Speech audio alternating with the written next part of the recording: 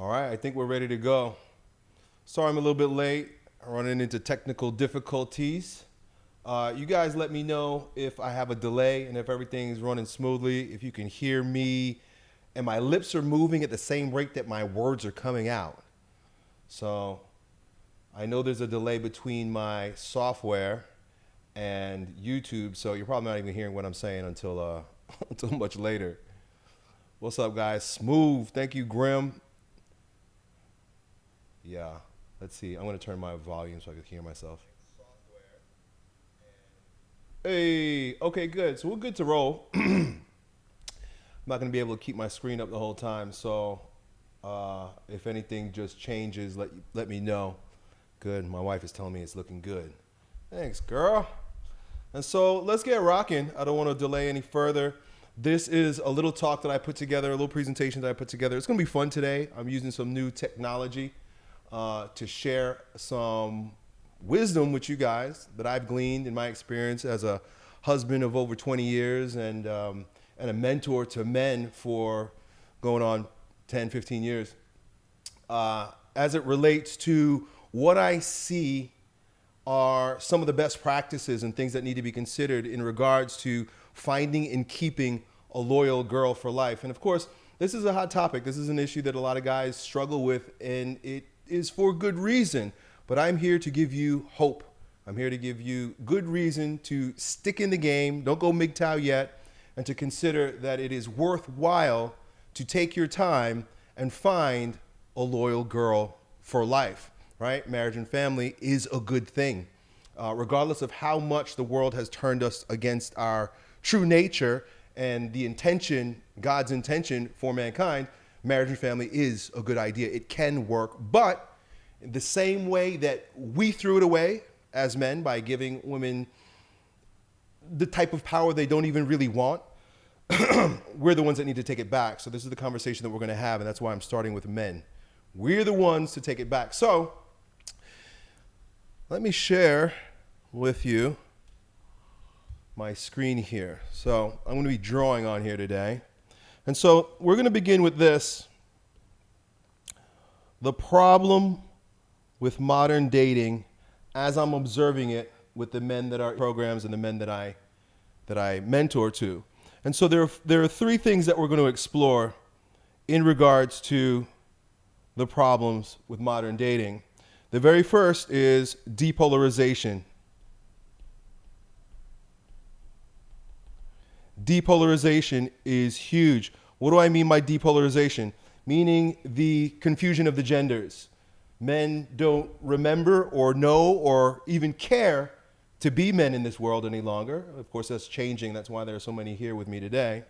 And women have been, how could I say, duped out of the tremendous virtue and value and beauty and significance of femininity. And they've been told that it's better to be a man because, you know, it's a power struggle.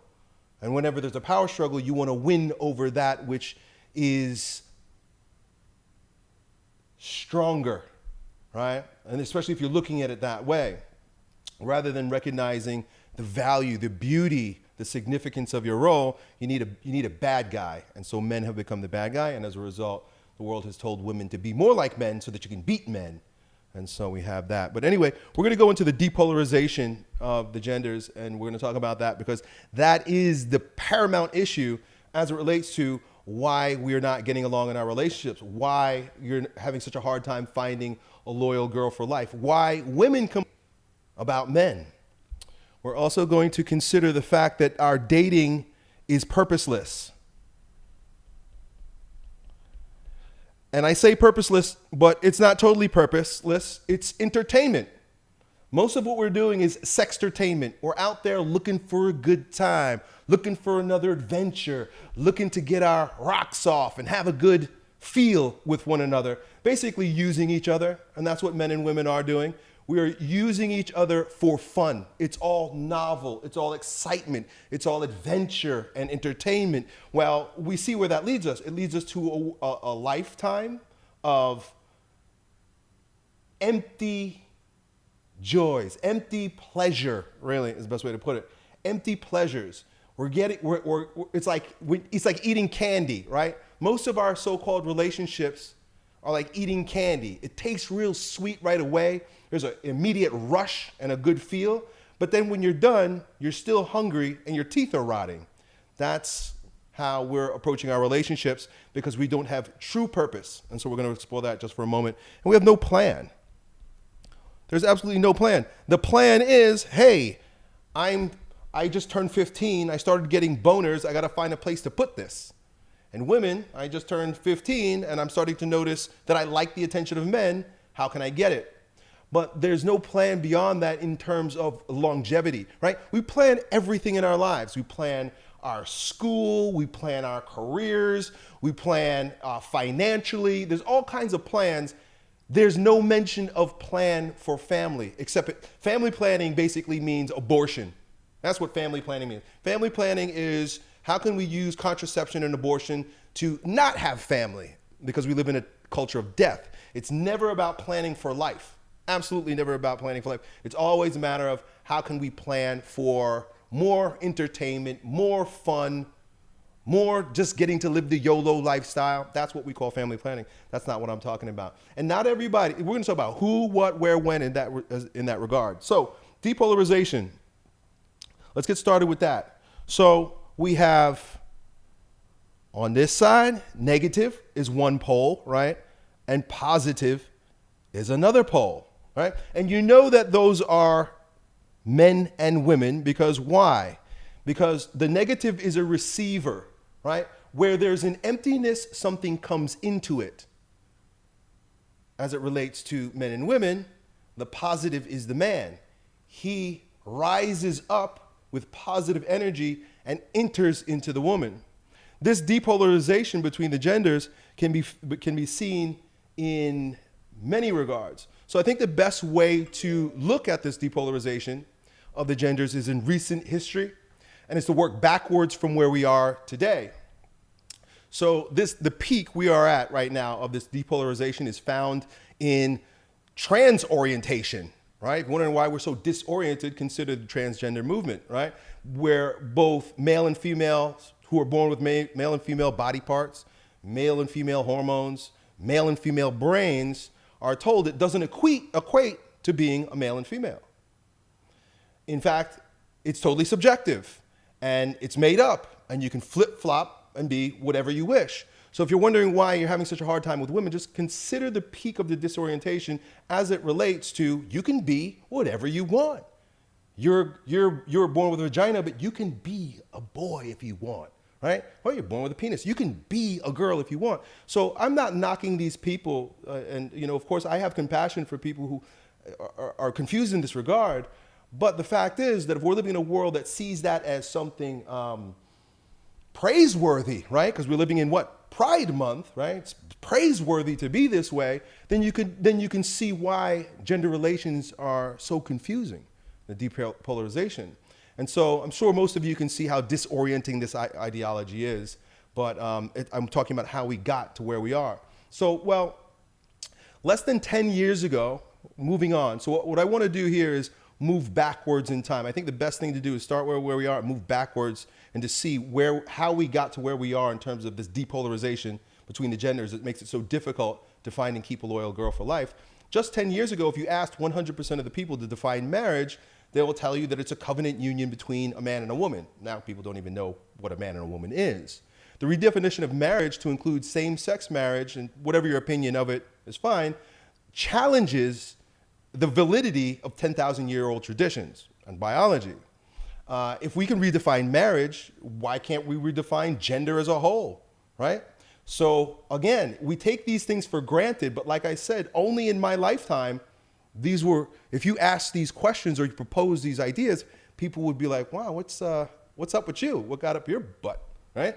Well, what's gotten up? Let me find out. But so this is the situation of the frog being boiled in the pot. You ever hear the story about how you put a frog in a pot of water and you turn up the water slowly?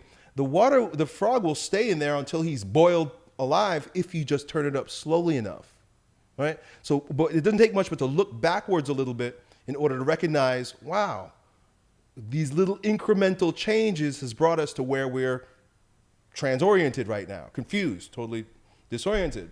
So the years preceding this was about 2014, were no less instrumental. Feminism brought into question men's virtue.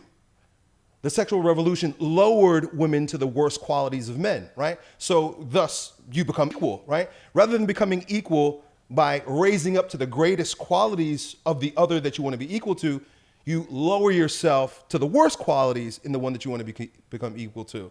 And that's basically what the sexual revolution is. So this whole empowered sex is a way to allow women to mimic the worst qualities in a man. So of course now you're equal, but through the promotion of abortion, right?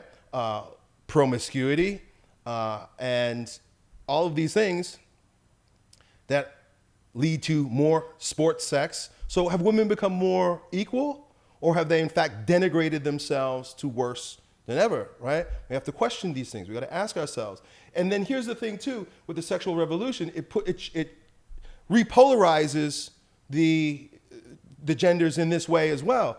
Now men, in the past where men held the keys to relationship and relationship was first, women, because now sex is first and women hold the keys to sex, sex is in front. When sex goes in front of the relationship, well then sex is the end all be all power. That's the one who's going to be leading the relationship, the one that has the gateway to what's in front. When sex is inside of a relationship, then the relationship protects both genders from falling into where we are right now, where men now follow women because women got something that they want and they know they can get it, right? Women in the workforce. This is another one. Denigrates a woman's place in the family. Is it actually making women better? Is it actually an advancement to have women in the workforce, or does it denigrate a woman's beautiful place in the family? Raising the standard of working to being something much more virtuous than being a wife and a mother and having the wife and the mother role seem somehow lowly.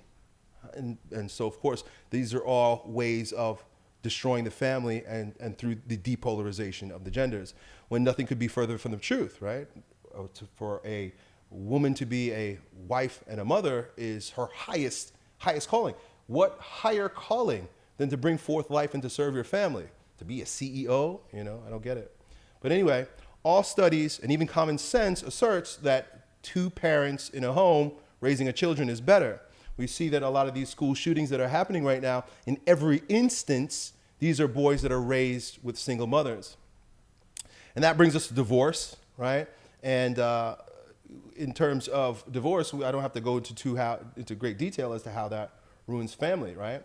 So divorce, we know that in some states are initiated 90% by women, right? And it's all about just breaking up the family.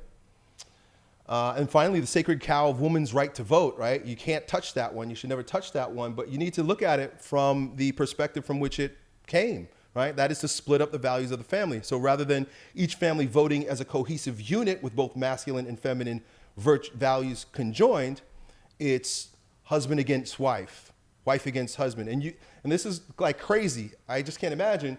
But there are these homes where the heads of the family, the mother and the father, both go and vote differently.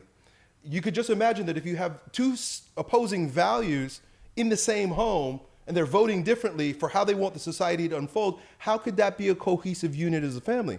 These are all means by which to depolarize the genders, destroy the family, and it's a cascading.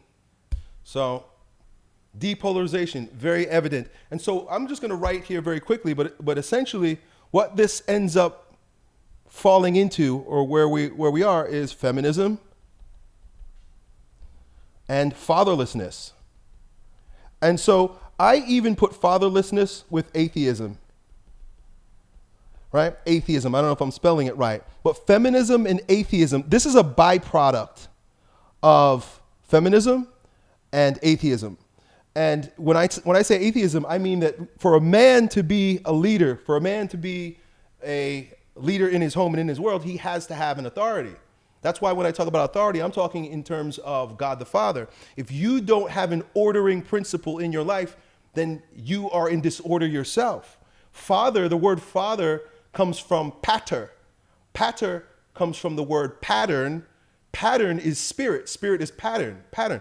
God the Father, however you want to define it, is the ordering principle of the world. If we don't have fathers, if we live fatherless and we hold high feminism, you see what transpired in the garden. That's where we are, where Adam forsakes the father. Adam ignores God's command and puts his wife on the pedestal. So ignoring the father, fatherlessness, putting the wife on the pedestal, putting the woman on the pedestal, putting Eve on the pedestal and following her rule has created a situation, both literally fatherlessness in the homes and esoterically, spiritually, metaphorically, if you will, fatherlessness through atheism. And we do know that both of these are very much related to communism, right? In order for communism to work, there has to be a feminist aspect of it. Vladimir Lenin is known for saying that the degree to which a revolution will succeed is to the degree that women are involved. And it's so funny, right? Like wherever you see feminism taking over and ruling a society, you see boobs everywhere.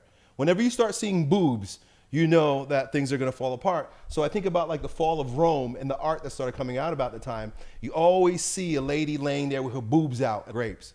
You think about the French Revolution, right? Lady Liberty in the French Revolution. You see this woman running with a flag, right? The French flag. And what do you have? Boobs. Boobs out. Wherever there are boobs out, you know that feminism is at the forefront of a revolution. That's why Lenin said that. He knew what he was talking about. It started in the garden. And here we have now, it's so funny because this whole Me Too movement, or where women are somehow believe that they're raising their value, they're out in the street showing their boobs. It's like, hey, here's more boobs. Is that raising your value as a woman, or is it lowering your value as a woman by denigrating your body? And so anyway, it seems like there's a lot of blaming of women in what I'm talking about right now, but it's because in order for society to collapse, as the same way Satan understood in the garden, in order for society to collapse, you have to attack the woman first. This is why Satan didn't come to Adam. He came to Eve for a reason. He knew that if he was able to usurp her, if he was able to gain power over her, he would gain power over the man. Why? Why is it that when a revolution, in a revolution, you gain power over a man, or over the woman, you get power over a man? Because men will follow women for sex, right? I see this weirdo in the chat over here putting up all these flags. Wow, spammer. That's okay. I'm about to kick your ass out.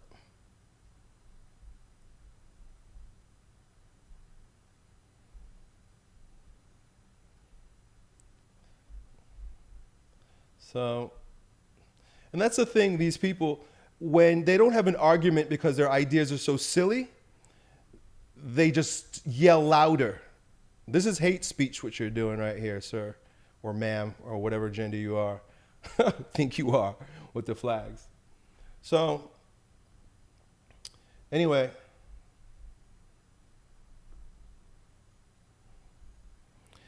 So that's depolarization, something to consider.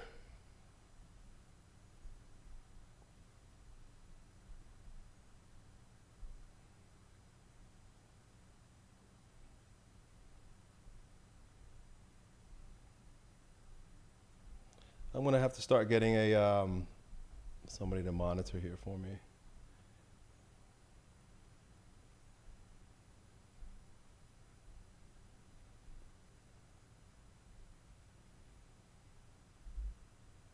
Okay. All right. So depolarization. So if we're wondering why relationships aren't working, it has a lot to do with depolarization. And I just took a brief walk down history to show you how we got to this place of complete disorientation. And so the other part of the reason why our relationships aren't working is because they're disordered. Right? There's no order. There is to be order in every organization.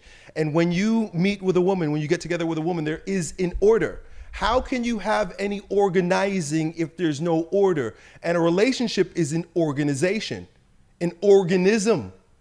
You know what you need for an organism? You need order. Even in the body, biologically, there's order. There always is an order, but with this idea of egalitarianism and that somehow we're equal when we're the same, disorder ensues. Relationships aren't working because there's no order in the relationships.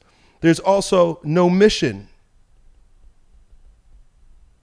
There's no mission in the relationship. Why are we doing what we're doing? It's just entertainment. Sports sex. We're just having fun. We're just doing this together, right? We're just having a good time together. We're entertaining ourselves. There's no vision. And so and I'm very specific when I talk about vision. There's no sense of hope for the future. And we're constantly told that, oh, you shouldn't have any children, or you shouldn't make too many children because we're going to be, we're a cancer on the planet, and that we're going to be destroying the world. And it's better that you just have sterile, transient sports sex and have no hope for generativity in the future. And obviously no vocation, no calling. What do I mean by vocation? The word vocation means voice, to be called. There's no calling because we don't see being husbands and mothers and wives. We don't see these things as worthy of our time. They seem like they're old-fashioned. They seem like they're outdated. There's a negative association with it. And I want you to know that whatever you think in terms of your judgments, always question them, because our judgments generally aren't our own judgments. They are from the media, they are from the music, they're from Disney, they're from all kinds of places other than our soul.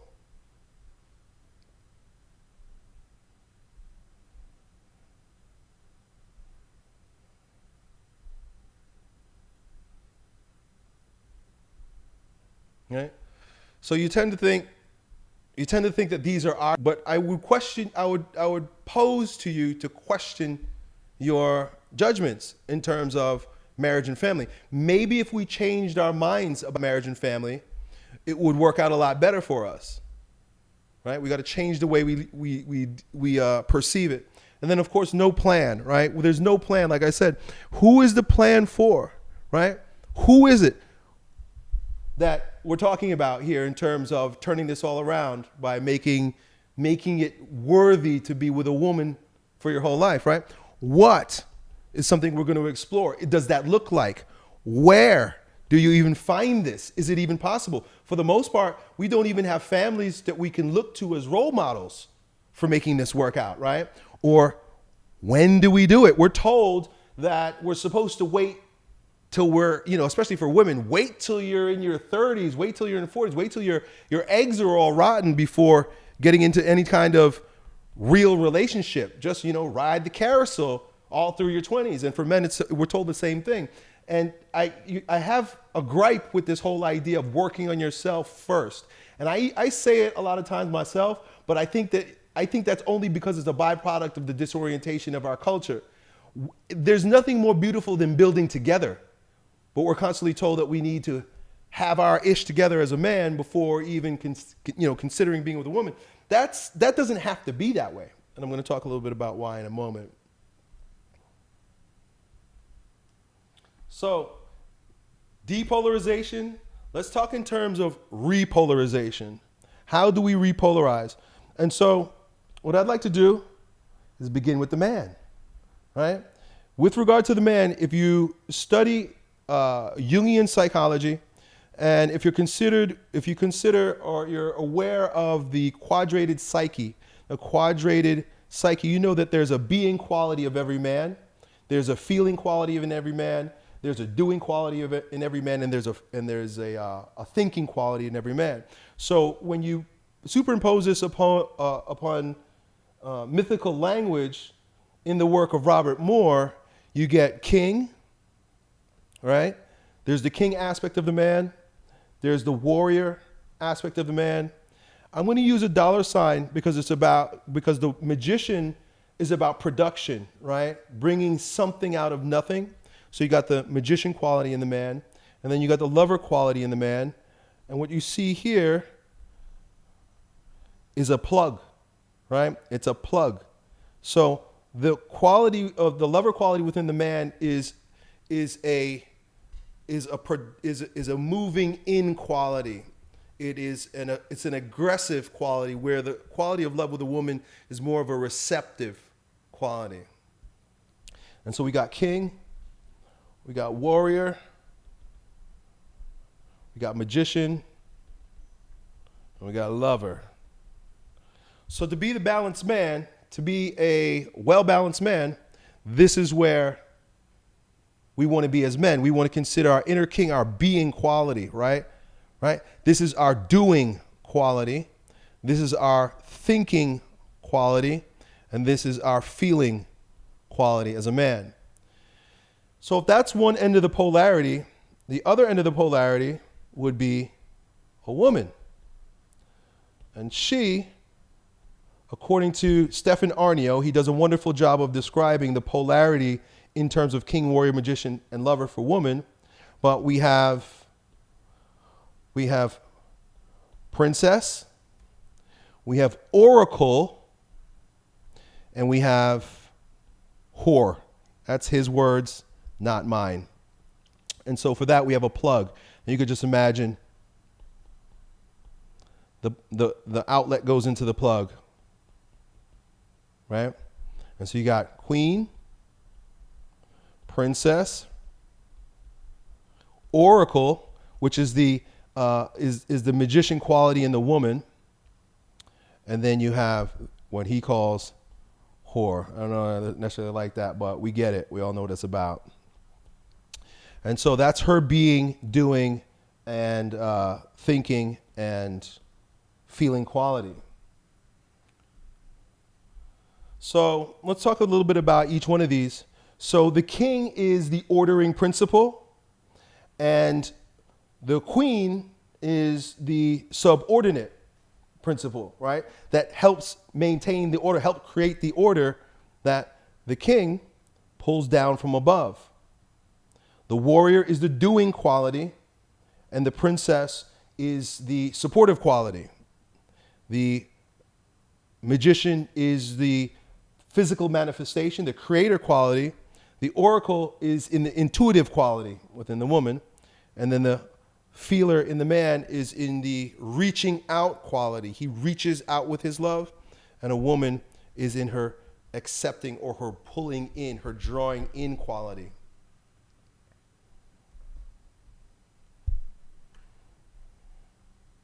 So let's talk about the virtues as they relate to each one of those, right? So I said before that the king is order, right? The warrior is mission. The magician is provider. And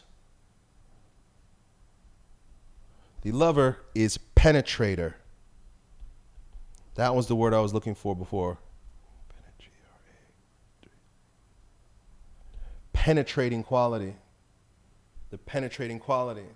And so if we're going to have polarity, we have to first of all understand our place as it relates to the virtues in these four quadrants. Order, mission, provisions, penetration. Order, mission, provision, penetration. And so we live in a world where that's not like, even to say order, to create order, or to be the order maker is sort of denigrated. We're told that that's somehow toxic. You don't want to be a man that creates order, because that means you have to be some sort of a tyrant. But then we have boys who are living completely disordered lives. Messy lives. Jordan Peterson likes to say, make your bed. I think this is a beautiful metaphor for what we're called to as order makers, order creators in our lives. Mission. Most of our missions are very simplistic and, how can I say, fake, right? The mission is to beat the next boss in the video game. The mission is to have sex with as many girls as we can. The mission is to rack up as much debt as we can, or collect as many degrees as we can, right? And getting in debt along the way. The mission is make as much money so I could buy as many toys as I can. So all of this is perverted. We're disordered. We're on the wrong missions. As far as provision is concerned, providers are concerned, it's just getting more and more difficult with the way the economy is going and whatnot. But it's not even like the means for creative expression in order to provide have been available. They're becoming more and more available now, though, and I think it's your ability to provide in this way is just becoming better and better, in my opinion, as technology improves. I'm watching so many 21-year-olds become millionaires. And then the penetrating quality, right, is once again seen as something toxic, right, as we see in the Gillette commercials, where even just to say hi to a girl or to approach a woman is somehow seen as you're attacking her. You're doing something bad. When it comes to the female, if there's order, there has to be a suborder, a subordinate. And so there's nothing denigrating about being the suborder, because if you notice, if you play the game of chess, who's the most powerful piece on the board? It's the woman. It's the queen, because she's given power to help maintain that order, because if the king falls, the game is over. To suborder is to order your ultimate mission. And the mission is given down from God to the man. The opposite of mission for the prince is submission. Again, this is not a thing that people like to hear, and we're taught that this is somehow makes women less, but it's the role. It's the role that they're meant to play. But of course, we live in this world where women are taught that you need to have your own mission, and it can't be marriage and family. Otherwise, you need to have your own mission, and it can't be marriage and family. Otherwise, the only way that really works is to be in submission to a man that penetrates you with his masculine energy. Provider, receiver. Now, according to Stephan Arnio, this is the most powerful expression of a woman. So the most powerful expression of a man, this is fascinating. The most powerful expression of the man is his king. The most powerful expression of a woman is her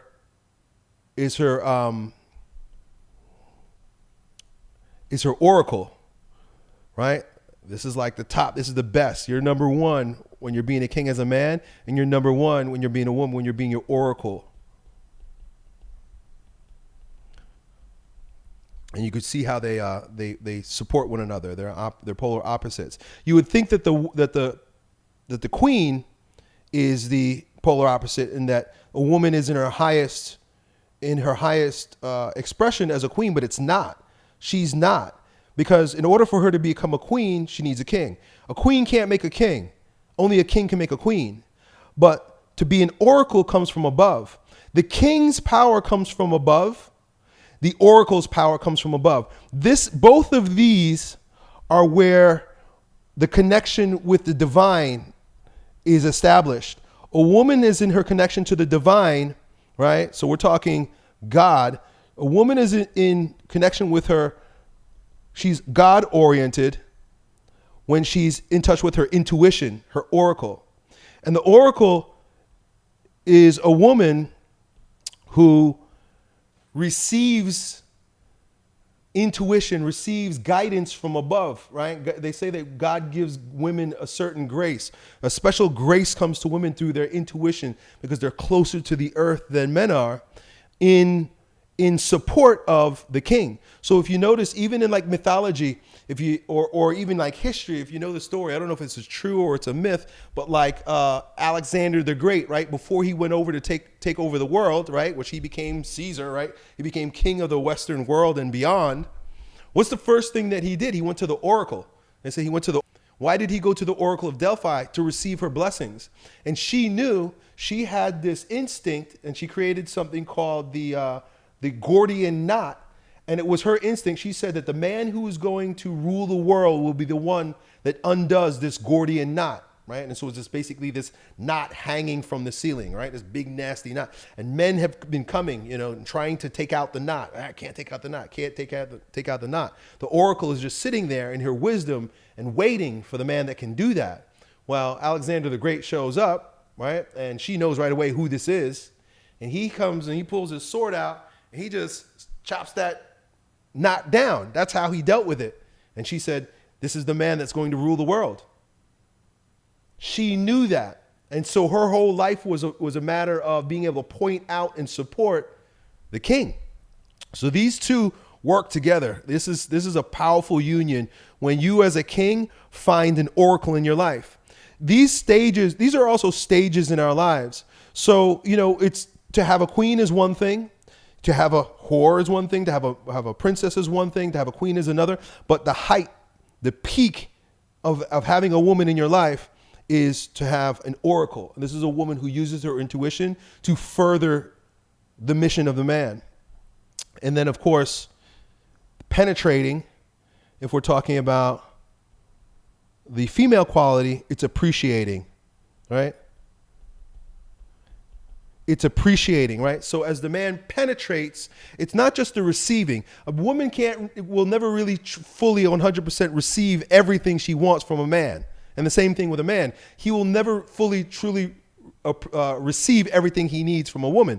This is why the oracle and the king quality is so important, because all true reception comes through the Father, comes through God. So the penetrating and the appreciating is how it shows up in the world, as the man acting as father, acting as king, and the woman acting as mother, like Mother Earth, right? That's why they call the earth mother. Mother does what? It receives the son, right? And so the father, the son, the earth. So the man, the lover quality in a man penetrates the lover quality in the woman, and the woman, she appreciates. And what does it mean to appreciate something? We hear the word appreciate in two different contexts, but to appreciate something is to make it better, right? Like if you put money in a stock, what do you want that money to do? You want that money to appreciate.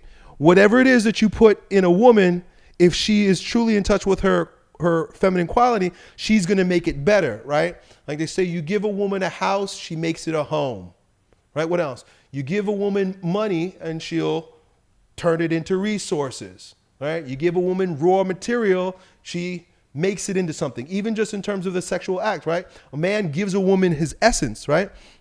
That's what this is. This is giving a woman your essence, right? When you penetrate a woman, you're giving her your essence, and then what does she do? She produces something with it. What comes out of her? What comes out of her is life, right?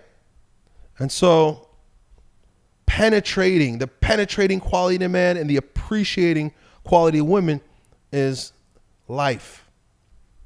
So that's just a little bit. Of course, this is kind of a little deep, and I don't want to go too deep and lose you guys. It looks like I'm kind of freezing here, but that's just a little fun way to look at what I'm talking about.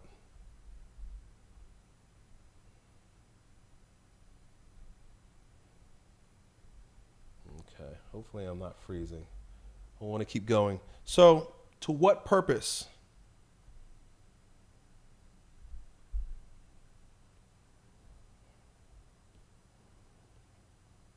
What is the point of all of this, right? To what purpose? So now we're talking about purpose, right? We're talking about polarity. That was just a fun little talk about polarity. But to what purpose? Why do we do this? Why did God even put us together as man and woman, right? So we were talking about vocation before. Marriage. He married Adam and Eve in the garden. That is the purpose of our penetrating and appreciating, right? You penetrate a woman, she makes a baby. You give a woman a house, she makes it a home. Whatever you give a woman, because you are so full of life as a man, so full of essence, through the marriage, through that bond, you create. To what purpose is our providing and receiving? Family. So marriage is the vocation. Family is the vision. This is for the future. This is about coming together and creating that which we couldn't do separately, right? A man could create money on his own, a woman could create money on her own. We don't need each other. But if you look at it in terms of what we're here for biologically and esoterically and psychologically and emotionally and on all these things, marriage for family. Then when it comes to the mission and submission, it's about culture, right? Culture, country, our people doing something great for the future, right? And then what are we ordered to? God. That is the purpose. So we work backwards. Marriage, family, culture, and God. That's what we're up to. So what's the plan, right? We talked about not having a plan. So in terms of plan, let's talk about the who. Right? In my opinion, and what works is trad-minded men. We have to go first. And wife-worthy women.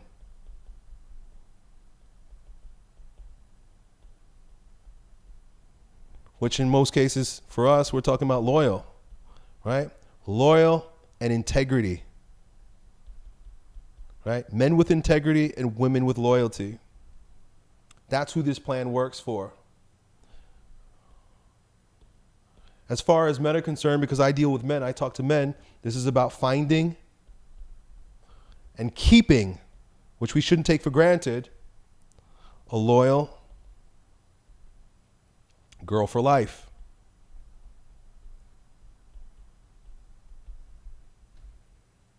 Right? Where do we find this? Where can we do this? Right where you are. I think this is possible. I've seen it work in, of course, my life, my parents' life, my siblings' life, lives of many of my friends and close associates. Or, of course, we live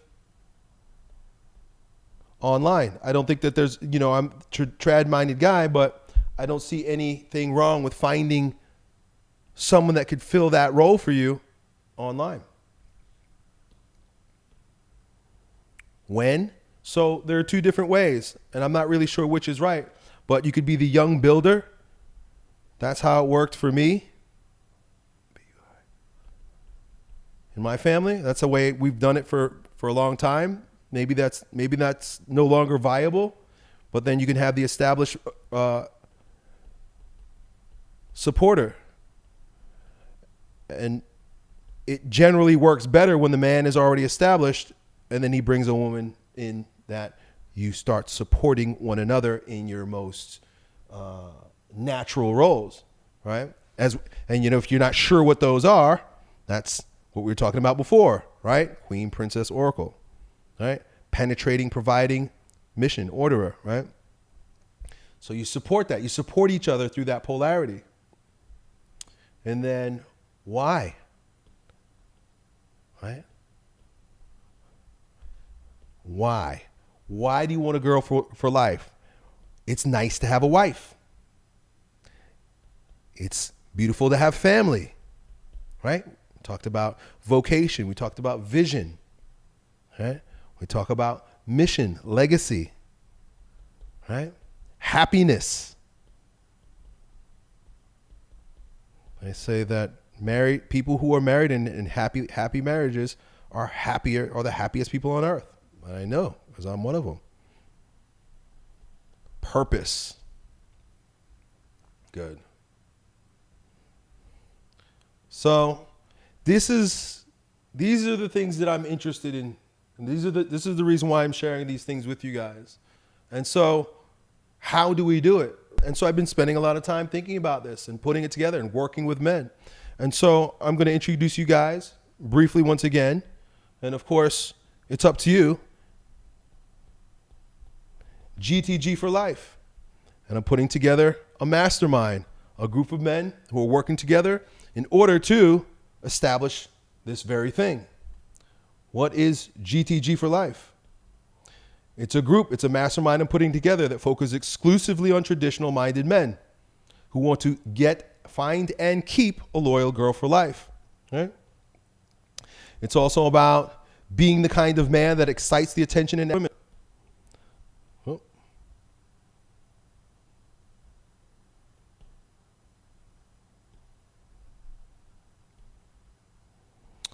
So, selecting, qualifying, and approaching women. This is important. I know there's a lot of guys that are familiar with like pickup and stuff like that. I don't think pickup's a bad idea. I don't think it's bad for men to learn this stuff. I think in fact it's very important. That's part of the reason why a lot of good men get into marriages that don't end up working out, because they don't know how to maintain that sexual polarity with their wife. In this group, man, I keep screwing this up. Everyone is aligned towards the same goal: long-term relationship, marriage, family, and happiness, right? Just like we're talking about. The group that I'm putting together is run by me, Elliot Hulse, and my team of coaches. We're focused on implementation, collaboration, not long, boring content. And it feels like hanging out with friends. And I have a dream of working with you guys and going to your weddings, if that be the case, if it works out that way. And so we're going to be meeting for 8 weeks. And the very first week is on mission, goals, and God's plan for your life. Looking at the big picture. Why are we doing what we're doing? How do we make it work? Through embodied masculinity and female attraction. Exciting sexual polarity through traditional gender role play. Selecting, qualifying, and approaching women. Deep vetting and deliberate dating. Escalating the relationship like an alpha male. Being the leader she needs you to be. Maintaining attraction. Hot monogamy for life. We're building a community. I've got a workplace app where I'm working with these guys, and we're holding each other accountable. There are weekly live lessons, hot seats where you get to work with me and the other guys and be on the hot seat where we get to hear your story and work with you. We also have weekly check-ins where you'll be checking in specifically with me in the mastermind, and mindset calls, which is all about getting your head right. And so how do you join the case study, the GTG for life? Well, all you got to do, actually, let me go back to this. Go to gtgforlife.com, or you could click the link down below. And when you do that, you're going to get taken to an application. It's a $99 application fee because I'm only looking for serious guys. Once you fill out the application fee, which is refundable, you're going to be taken to an application. Fill out the application. Once you get the application filled out, you're going to be taken to my calendar. You can book a call. You'll be speaking specifically with me.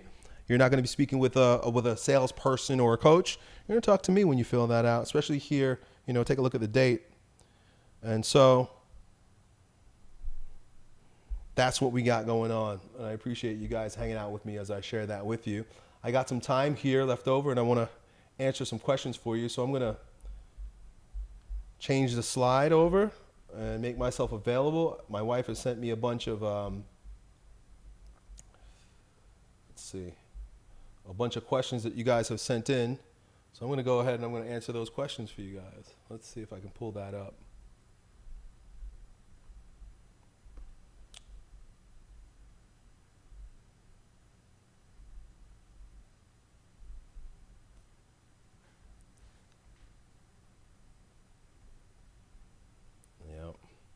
Okay, let's see.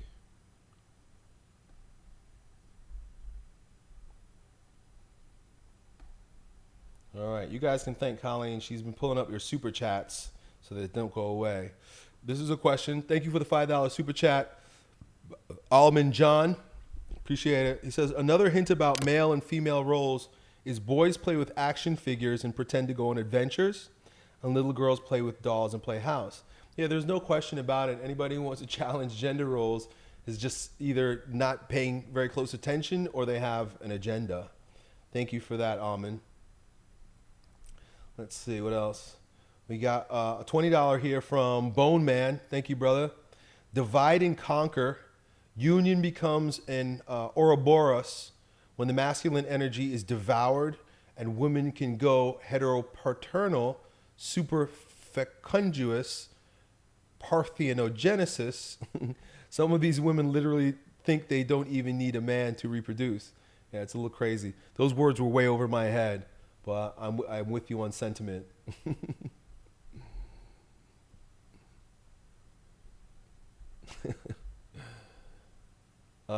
Nature Boy, would you recommend finding a woman from overseas? I think that I think that's reasonable. I know this is going to sound strange, you know, coming from a mixed race man who lives in America, the melting pot. But I think that there's something to be said for sticking with your own kind. I think that if when you marry within the same culture, right? So if you're Irish, you know, look for an Irish girl. If you're Polish, look for a Polish girl, right? If you're Italian, look for an Italian girl. And if you can't find them here because they've become, you know, way too postmodernized and Americanized, then go back, right? Like I've seen a lot of guys who, I was talking to a guy just now, he actually joined the GTG mastermind. He's Chaldean, and I think his family was from Iraq. And so he's a good-looking guy, ambitious guy. He's got a great business. He's 23 years old. I'm so impressed by him. But he realized it didn't even take him much to think of, to consider. He said, but I need to find myself a Chaldean girl. I was like, damn right, you should find yourself a Chaldean girl because you want to be with somebody and their families that are of the same mindset. And of course, Americanism is basically consumerism. It's degeneracy. So there really is no culture. I don't even think there's such thing as American culture. American culture is actually Disney. It's corporate culture. That's what America is. It's media culture. It's corporate culture. It's what we've been convinced is of value by our overlords on the television, right? And the movies and the music. And it's all degenerate and it's not for our own good. So that's why, as strange as it sounds, again, you know, I'm a traditionalist. I'm like, let's look to tradition. Go back to your roots. Go back to your traditions the best that you can. Or, like me, Catholic tradition. The entire Western civilization is, as we know it, or as it's been crumbling, is on the foundation of Christendom. And Christendom, for 1,500 years before Martin Luther, was Catholic. Even if you're a mixed person or you don't know exactly where your family is or where your roots are from, to go back to the foundation of Western civilization, Christendom, is a means of coming back to tradition.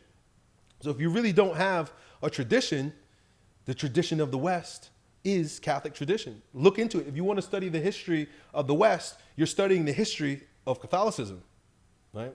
And so anybody who says tradition, but it's void of religion, is not talking tradition. And you know how you know people know this is true? This is so strange. It's the funniest thing. So of course I've been, you know, putting together these different talks and videos and presentations.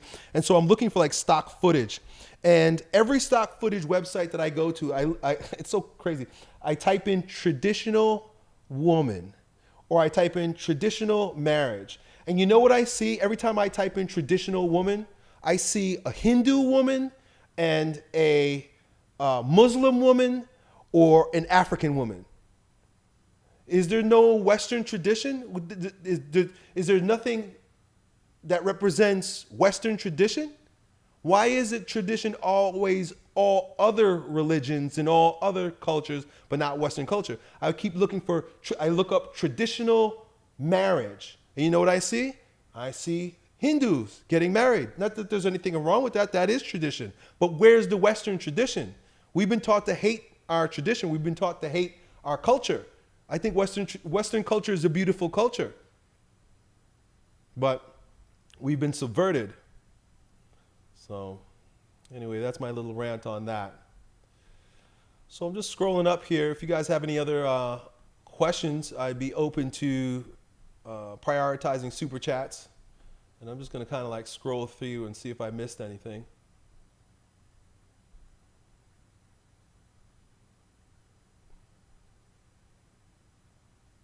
Oh, I got to mod someone, right? That person who was harassing me. They were oppressing me with the rainbow flags. That's what happens when you can't argue with somebody. You got to shut them up. And so we get a lot of that.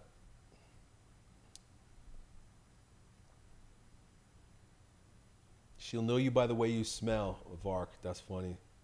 Hey, Elliot, do you still not wear deodorant? No, I do. I do now. Yeah, Muslim women are very traditional. You know. Western women can be traditional. It can happen, but we got to want it, and we have to demand it as men, right? Okay, but that has to do with weaponizing chastity, right? That's how it happens. When we stop having sex out of wedlock, then we take our power back. Weaponize chastity by not being promiscuous. Okay. Well, I don't see any others coming in. And so I appreciate you guys. This was a lot of fun. I have to get ready. I have my King Transformation students showing up at 4, so it gives me a little bit of time to prepare and to meet with them. And I would love to work with you guys. This is my big project for the next 10 years. This is the direction I'm going in. I want to see families great again. I want to see men grow strong again. And I want to see it work with women. So click that link or go to GTG for life. Fill out the application, and hopefully I get an opportunity to speak with you, fellas. That's it. Have a great day. I'll talk to you next time. Done.